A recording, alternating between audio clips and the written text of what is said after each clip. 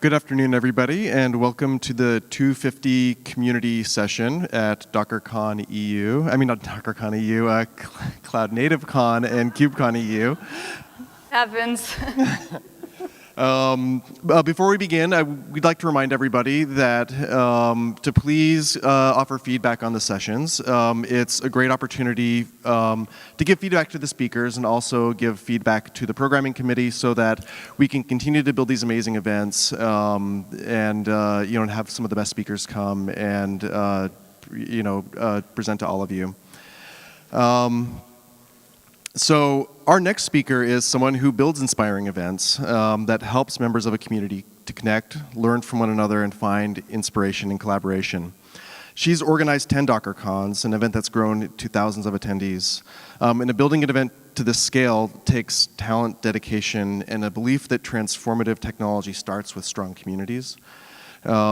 Here to share her secrets for creating inclusive events for developer and operator communities, please welcome the Senior Events Manager at Docker, Ashlynn Polini.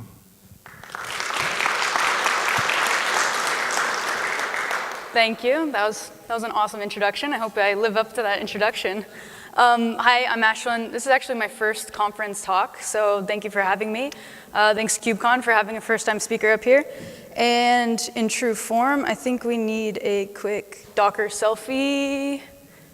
Flip it. Yeah. I can't get all of you. I'm not a professional like Betty in the audience. All right, cheers. Awesome. Sweet. Boom. All right, thanks for having me again. I work at a company called Docker. Anyone in the room have not heard of Docker? The whale company, we do containers, not pants. Okay, that's awesome. I was hoping that everyone at KubeCon understood what Docker was. A fun fact, maybe you don't all know this, but Kubernetes was actually launched in 2014 at a DockerCon. So really cool to see full circle. And that's what I do. I organize our annual user conference for our users and our customers. When I've been at about 4.5 years. The first conference I did was in 2014 in Amsterdam with about 500 people in a children's science museum. But the energy, some of you remember that. The energy was really, really inspiring. And we've taken that energy and harnessed it over the last 4.5, 5 years and grown our event to a community event as well. It's grown to 5,000 attendees. We have 10 tracks, hundreds of speakers, and programs that enable connection for people there. So how do we get there? Through some lessons learned. And that's what I want to share with you today is some of those lessons and learnings. And I hope that you leave with some tips, some tricks to get going with building your own communities and inspiring you for facilitating connection in your community. Great. So the way I set up this abstract is kind of 5 buckets. We'll go through each one in depth. There's no order to this. These are kind of just things that I've bundled together to give a high level. And before we do that, I want to just take a step back and take a look at what diversity and inclusion means. I think it's important to set this context because diversity goes beyond the gender gap in our industry, right? Like we can't only focus on that. And by the way, I pulled this from the recommended speaker inclusion course offered by KubeCon. So there's your step number 1, offer your community inclusion and bias courses. Thank you, KubeCon. So it's really important that when you're building communities and experiences, you don't stop at gender, you think about the broader group you are serving. At any point when you're planning programs, take a step back and think about who you're targeting. Do you need to refocus? Sometimes you do, and sometimes you don't.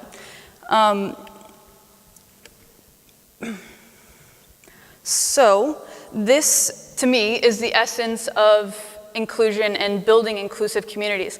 I was really inspired by Nikita and Lucas's keynote yesterday about the foundations of the Kubernetes community.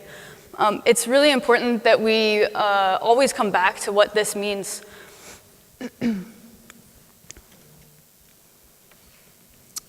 So I'm going to kick off with one of my first learnings to share with you, and that is that the details really matter. You have to live in details. And I don't know if I already explained this, but sorry, there's no order to these, they're just groupings.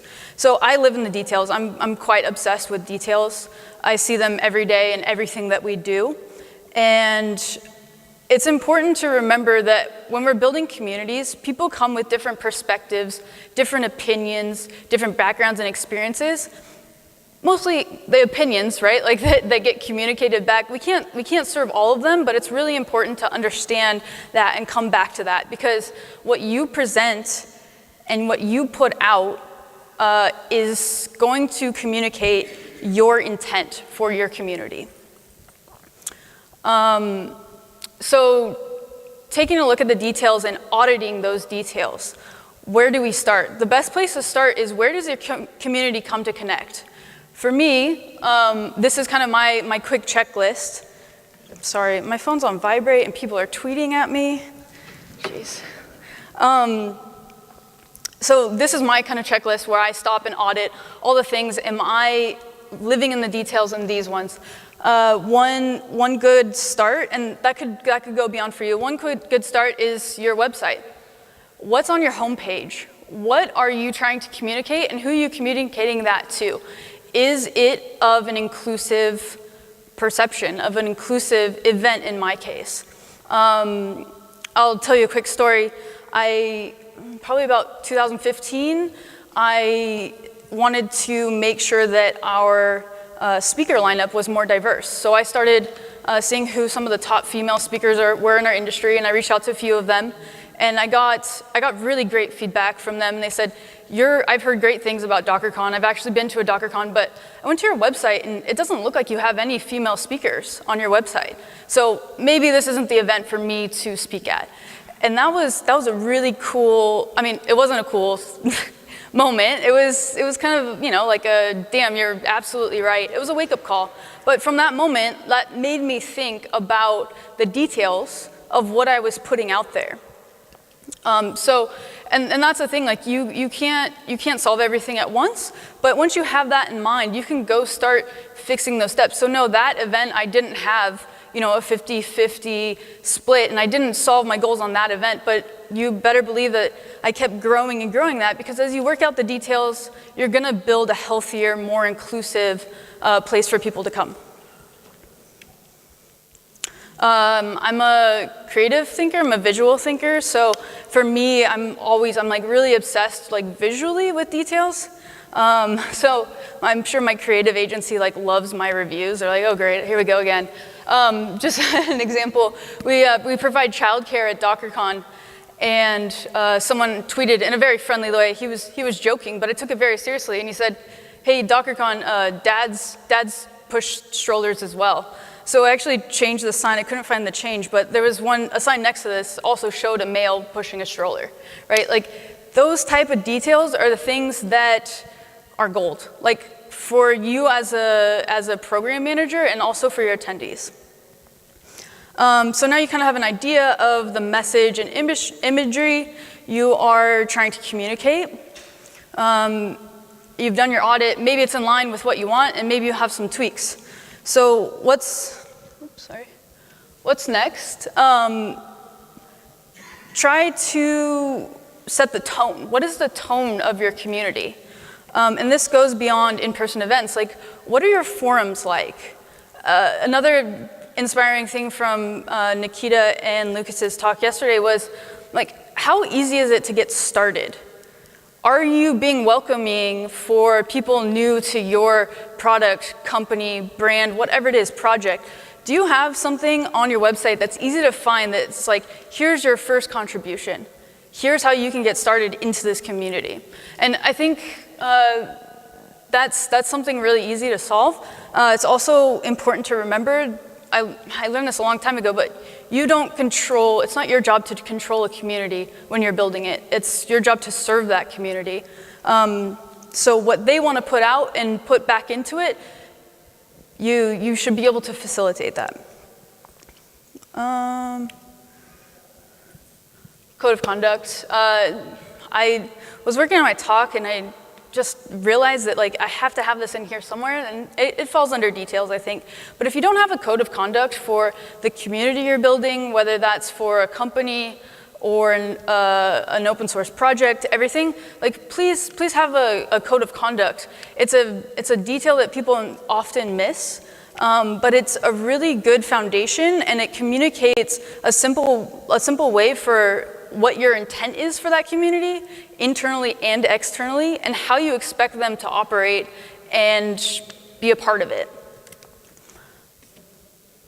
This is just kind of the essence of our code of conduct at Docker that I helped build out. It's on GitHub. Please, if you need to reference it, take what you need. But this is very simple essence of what it is. Okay, so you've kind of analyzed your community. You've analyzed the things you're putting out. Now you can start analyzing who is in your community, who you're targeting, and how do they fit into your big picture. So for us, we kind of have two major segments that we build programs out for. We call it the pincer method. The top down and the bottoms up is what we're taking a look at. Of people who are contributing to our community. The top are IT and decision makers. They're at the top of an organization filtering things down. And the bottom are practitioners evangelizing and pushing whatever it is, decisions upwards in the organization. So when you break these down, you can kind of analyze who you're building a community for. It's one big community, but you can also break it up into other segments. And then after you have those segments figured out, you can start thinking about the programs that you're going to build specifically for each type of member. That's what we do. We split them into two. You may have another practice or another segmentation, but I promise that a healthy community can contribute to each one of these business lines. Okay, so now we're obsessed with details. You understand who is in your community and making it up. Now we need to measure everything. This is a great thing to live by. I know it seems simple, like we're all measuring things on a daily basis. You track, how your product release cycles work, and it should be used for marketing materials and events. Sometimes it trickles off and it becomes a little bit harder when you're talking about in-person events, but there's definitely ways to track. So the contributors one, that's a good way to start. If you have a healthy and inclusive community, that's going to continue to go up. If, like we talked about earlier, if your numbers are stagnant, maybe people don't know how to join your community. Your meetup attendance, your attendee attendance, NPS, I live by an NPS. It's hit or miss to live by because it's just a number, but at the end of the day, if you see that fluctuate, you know something is going right or wrong. Okay. So we have all this data, we've collected it, and now you need to listen, and you need to absorb it, and then you need to recalculate. And this is kind of one of the harder parts of the job, and harder parts of life is receiving feedback. It's not easy, but it's really important to be able to sift through, because people, they like to give feedback. I collect it in the way of surveys. People like to mostly complain about the food. I'd like to actually set the record straight for event organizers all over the world. We don't really have control of the food at a conference. We know it's bad, but all 8,000 of you don't need to put it in your surveys. But I do read every single one, and I know the food is not great at conference centers. So people, yes. And the food. So how do you take all of that feedback and start to begin to figure out what the story is?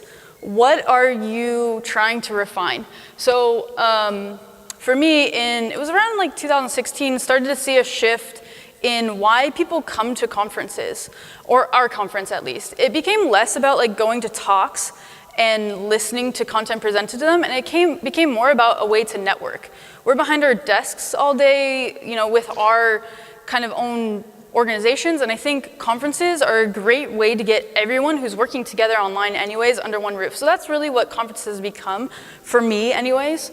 So we got that feedback that the growing need was to network. Then I started to see comments like, I'm a little shy, I'm a little more introverted, and I wish there was a way to connect with other people. So putting these two things together, we started to form programs to address those needs and address that feedback. One of the programs was Hallway Track. And what Hallway Track is the platform, and it allows attendees to post what they want to learn about and also what they want to teach others about. So what do you want to share? And by creating a platform, it's almost like it gave people an excuse to engage with each other. It gave people a reason, like, oh, I'm normally shy, but the conference is asking me to do a hallway track, so I guess I'll meet with you. And it blossomed into this really beautiful learning and sharing moment at our conferences. It's very popular. People take full advantage of it. I think 2 weeks ago, I just did a DockerCon 2 weeks ago, and we'd had like over 3,000 connections made between attendees, which is really cool. So that's the intent there. And then the other program that I'm really proud of is we created a program called Docker Pals. And Docker Pals comes from, I think it was in Austin, and it was, a few people were on our Slack forum, and I was reading it, and they were like, hey, does anyone want to walk home after the party at night? Like, I need a buddy. I'm new. I don't know the city. I don't know anyone at this conference. And that blossomed into, I think it was like a 50-person reservation at a dinner one night because people were looking for other people to connect with. So what Docker Pals is, it started off as a way for first-time conference attendees to feel welcome. Like, I remember my first conference I went to, and I didn't know anyone, and it was a great conference, but I didn't get the most out of it because I didn't have that people connection. So we put this program in place. It's grown from 50 people the first year we launched it, I think in Copenhagen officially, and 2 weeks ago in San Francisco, we had over 550 people sign up to either be a guide to someone else or to find a guy and be a pal. So it really speaks to mentorship as well. That's what that forum's coming to. And I don't talk enough in this talk about mentorship in our communities, but it's a really, really important piece. And that's kind of my next step, I think, over the next years. I want to figure out how to build these types of programs into our communities outside of our once-a-year event. So yeah, if anyone wants to work on that with me, I'm all ears. And then this is kind of my own lessons learned, is to start small. It's really, really easy to get inspired to grow a community and want to do all the things and want to fix all the things, because there's a lot of things to fix. There's a lot of things to work on when it comes to building communities. But start small. We can't boil the ocean. So take those metrics that we've found, take the details, work on something that you find a gap in, and build a program. Build something, test it, experiment with it, see how it worked, and then go and refine it and expand it. Yeah. So sorry, I went really fast on this talk. But my last piece of advice, go have fun. Like, building communities and making them healthier is so rewarding. And I think that's one of the most rewarding things in life, is helping other people. So have a good time. And yeah, are there any questions? Because I went way too fast. Thank you.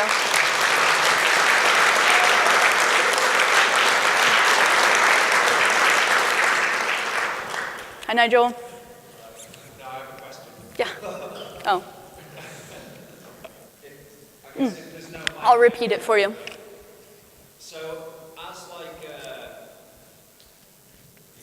middle-aged man in tech, I just want your take or your feel on, like, so I have 3 daughters, and I understand like that there's lots of different people that are in different minorities, what have you, but having 3 daughters, I'm quite, it's always at the forefront of my mind to be more inclusive of different genders and things like that.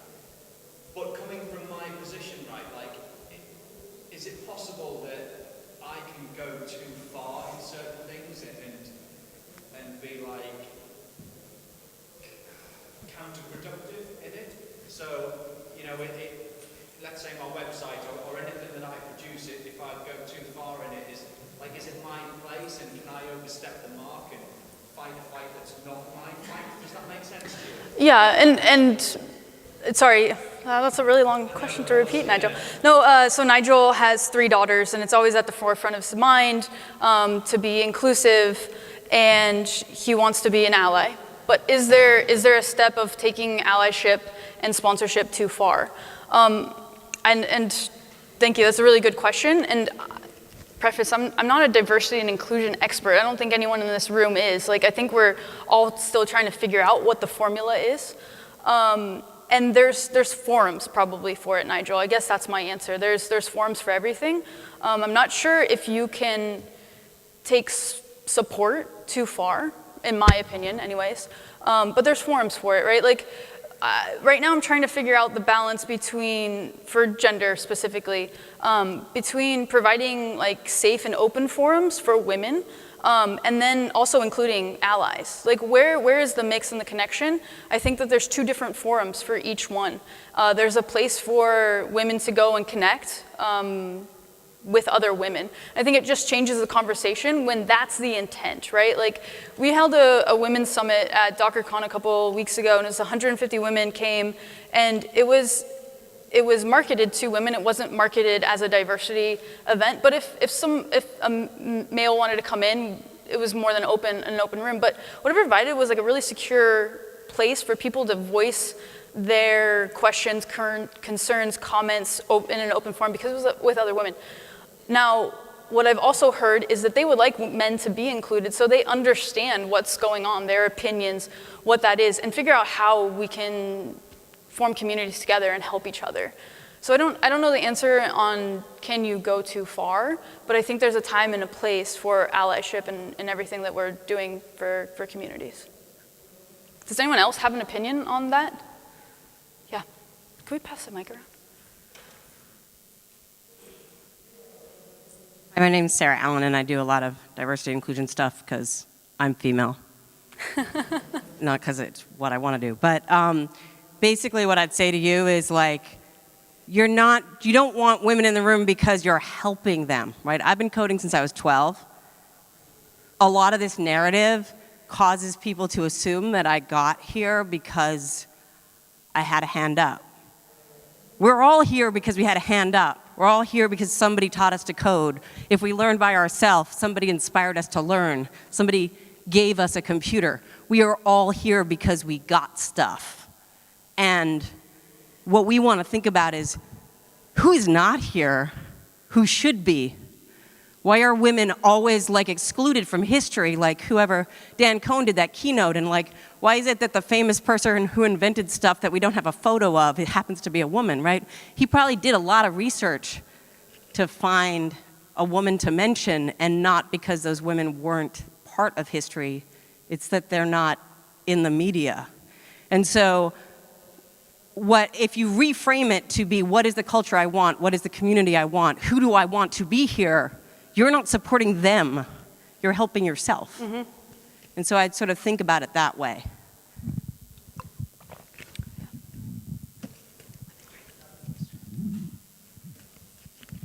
I have a completely different question regarding the difference between existing customers and those guys or those folks that you would like to attract in the future in order to become customers. Do you have any advice or any experience related to events, how to make them specifically attractive for people that are not yet your customers or your users? Because this, for me, for example, I'm working for a software company as well, we are doing events as well. This is a particular problem for me in any event that we're doing. Yep. Thank you. So for us, again, it comes back to communities that we're building within those segments. One great community within itself is our captains program. There are advocates. So when you have healthy communities evangelizing your product, because it's a great space to be in and it's a great company to contribute to, that energy is going to spread, but also you build out programs for them to help, right? So the Captains program is built up of community members from sponsored by companies and not sponsored by companies, but the great part about that is they're able to connect with each other. Like, they have this special relationship of sharing knowledge with each other, and that spreads like wildfire. And then in terms of like bringing in new customers, I mean, events are great for that, and the important part is being very specific with your intent of, and my suggestion is pairing your current customers with your prospects, because at the end of the day, a lot of people are trying to solve the same problems, right? And that's where I think the change in Mindshift is. It's not about like preaching to a new prospect like what your company can do. It's about connecting them with someone else that can talk about the experiences that they've gone through. So that'd be my advice, is try to be very tailored in that intent.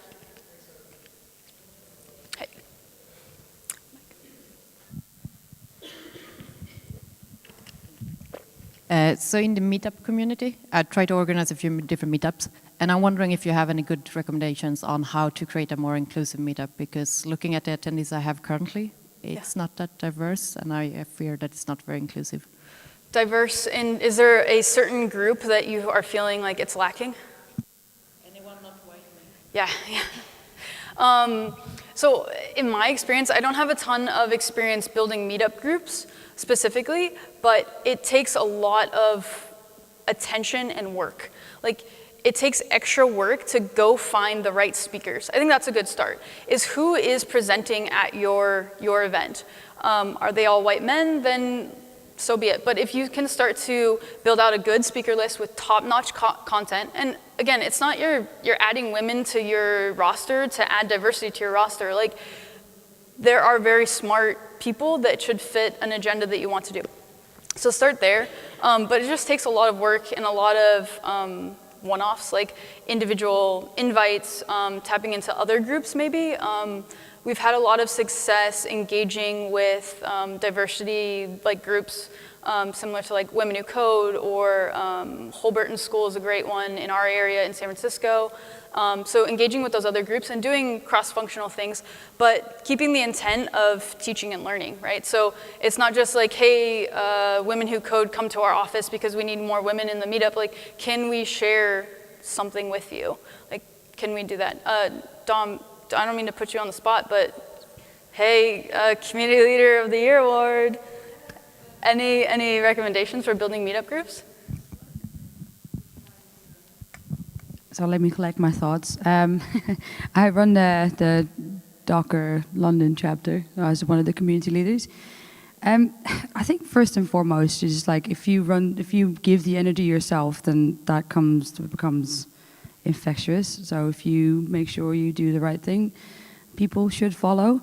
I've actually started a really interesting thing called Meetup Mates, based on the Docker Palace program for the London community scene, because I go pretty much everywhere and I see the same faces everywhere, but sometimes people don't know how to attend other meetups, and as you said, like, everybody's trying to solve the same problem. So if you don't know who to go with, because it all sounds very, that's the actual problem, I think. Sometimes people don't want to go because they feel like they don't belong, and that's something that we're trying to solve. So Meetup Mates is something that we are rolling out in London right now. It's literally started a few weeks back, but it is literally just trying to find the right people to go with and say, like, look, if you don't know anyone, we can take you along and we can introduce you to people and make sure everybody feels safe and included, like, not based on gender, but in anything. Like, there's always a reason for people not to go somewhere. So, and if you just keep on doing that, then I think good things will follow. But it's just, being able to facilitate and just make sure you keep on doing it consistently, then at some point, good things will happen. That's brilliant, yeah. And I think a lot of it is about intent, right? Like, if you put the intent out there, you're gonna see that same intent, energy be reciprocated in your communities. Cool. Awesome. Any other? Hi, Nigel. Is there like a really simple? Is there like a really simplified code of conduct that's not like pages long and that's like really easily digestible for us that you know you could? Yeah, I posted a link. The slides, I believe, are on Sked for me.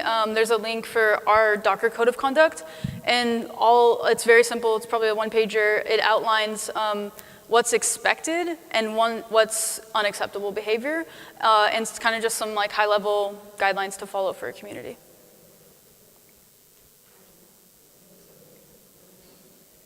Cool. Thank you, everyone. I really appreciate you being part of my first talk. This is awesome. Thank you so much.